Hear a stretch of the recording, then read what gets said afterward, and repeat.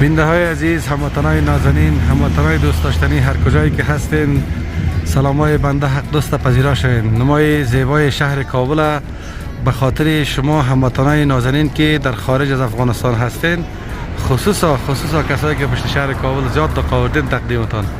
دوستای نازنین، هموطنای گلم، از این شهر زیبا ما جدیداً ثبت های را خود داشتیم.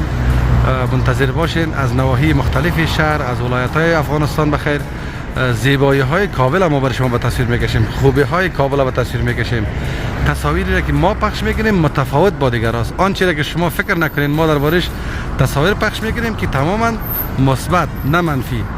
شهرتان را دوست داشته باشین، ما دوست داریم، شما هم میفهمید که دوست دارین. دوستایی که دقاوردین پشت کابل نازنین، زیبایی های کابل استوا را هنوز هم در تصویر میبینین.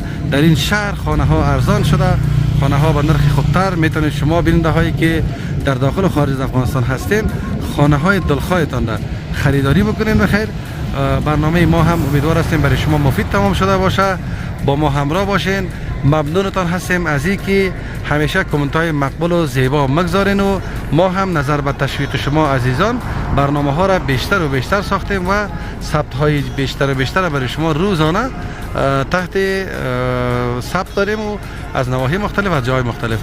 کامیاب و پیروز باشین. ایام به کامتان باد. کابلتان زیباست. شهر کابل دوست داشتنی است. موفق کامیاب باشین. با امید یک افغانستان آزاد، سربلند، کامیاب و همه برادروار در کنار همدیگر زندگی کنیم.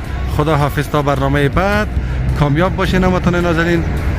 خوش و خوشحال باشین هر کجایی که هستید.